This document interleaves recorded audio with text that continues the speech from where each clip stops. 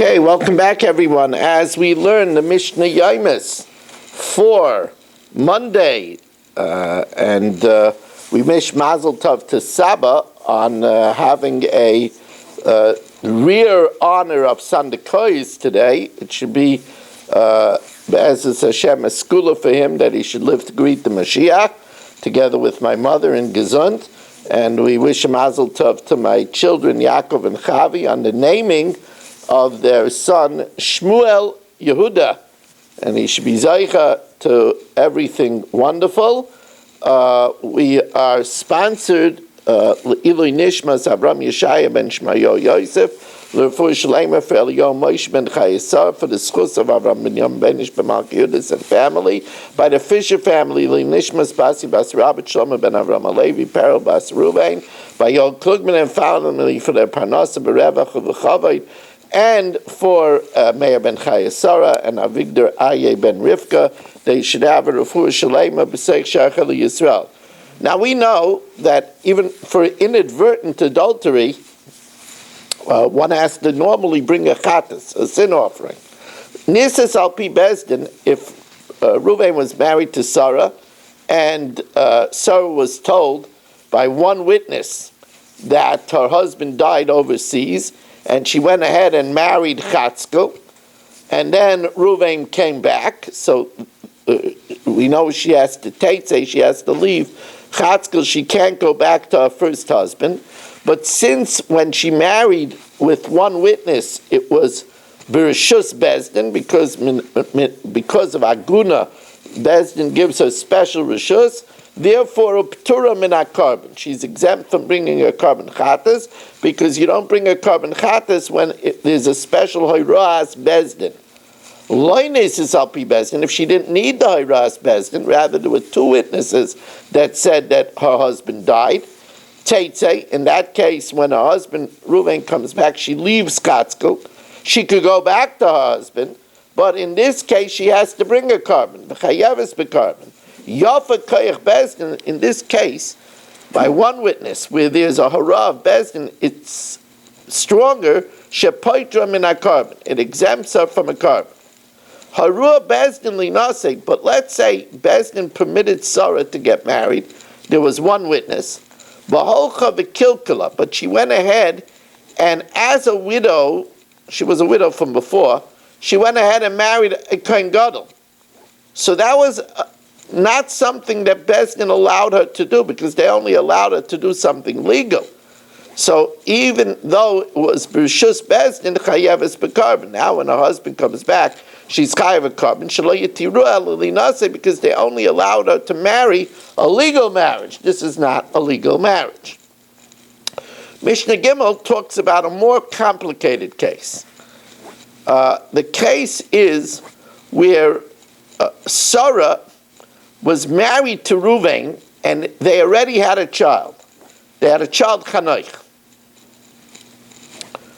So that seems to take her out of the realm of Chiyuv, Yibam, and Chalitza, because she has a child. But what happened over here is Reuven and Chanoich went overseas. They went to Australia.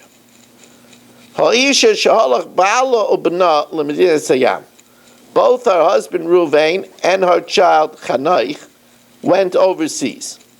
Ubal v'amrula, and one witness comes and tells her, Meis Bailech, Reuven died first in a terrible, terrible car accident. V'achakach Meis Benech, and then your son Chanoich drowned.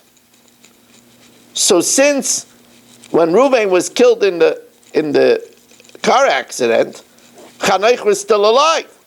So therefore, she's patim in a chalitza and a yibam. So she doesn't go ahead and have yibam from Shimon. Rather, Vinicis, she marries somebody else. Chatzkel.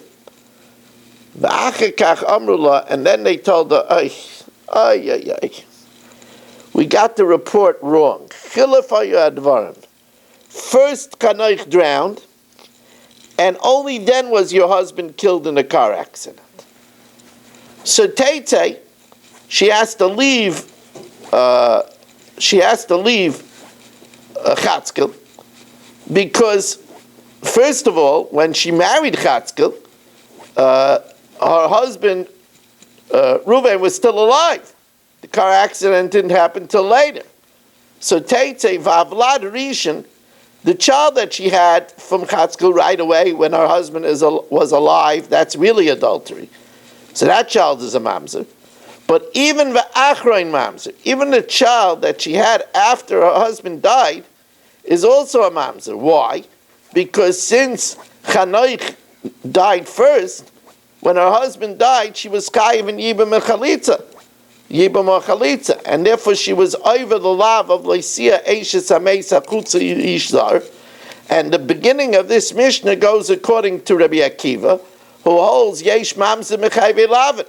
And therefore, since she was over a lav, because when she married Chatzkel, she was, since in reality the child died first and then the husband, so she was chayiv for Yibam and Chalitza. And therefore, when she married Chatzkel, she was over the lav, and according to Rabbi Kiva, there's a mamzer mechayve lav.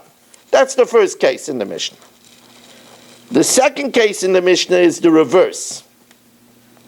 Amru la meis b'neich. They told her Chanoich died first.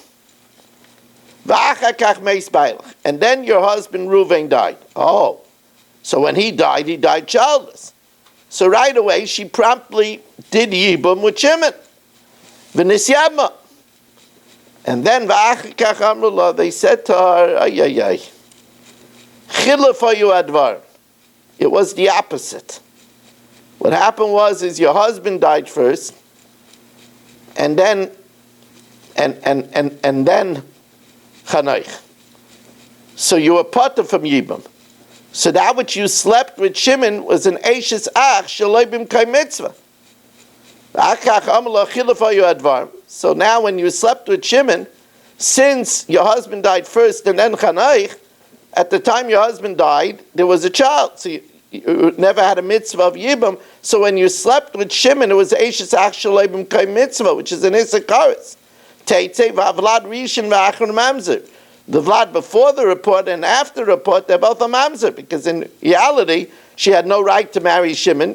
There was no mitzvah of Yibam, and therefore it was an Eishes Ach Shaloi B'mkai Mitzvah. According to everybody, the child is a mamzer. The third case in the Mishnah, Amru la meis bailech. They told her, your husband Reuven died. V'nisis. So she got married to Chatzkel. V'achar kach amru la, we heard he died in a car accident. He didn't die in the car accident. He went to the hospital and he was alive, and he only died 3 weeks later. Kayim haya v'meis. He was alive, he lingered 3 weeks, and then he died. So she has to leave because she ended up living she married Chatzkel while her husband in reality was still alive. So she has to leave Chatzkel. V'avlad rishon mamzer. The child that she had while Reuven was alive is a mamzer. V'achron, the child that she had after Chatzkel died, after the 3 weeks, ain't a mamzer. And then we have the last case of the Mishnah is a very easy case. Amru la meis bailech v'niskacha. They told her your husband Reuven died, and she went ahead, one witness, and she went ahead and got mekudeshes to Chatzkel, but she never slept with him. And then her husband came back. Oh, since she never had a bia asura, she could go back to her first husband. Muteris lazaloi, she could go back to her first husband. She doesn't need a get from Chatzkel, because since she was a married woman the whole time, you can't marry a married woman. And therefore, afal pishin nasan la achron get, even if Chatzkel gives her a get, that get is unnecessary. And therefore, it doesn't disqualify her from kahuna. Like pasla min kahuna. And as Zu Darish Rabbi Elazar ben Masi, and this is how Rabbi Elazar ben Masi explains the pasuk, V'isha grusha me'isha. Kayin could only not marry a woman that was divorced from somebody that was her husband.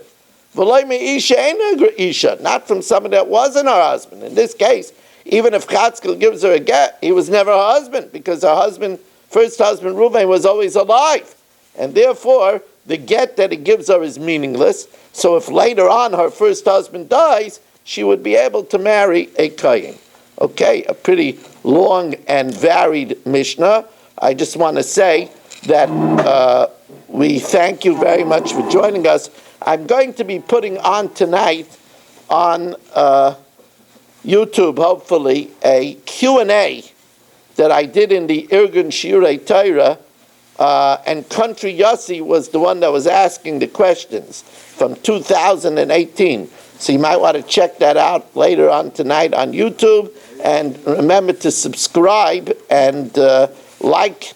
Thank you very much for joining us, and have a wonderful evening.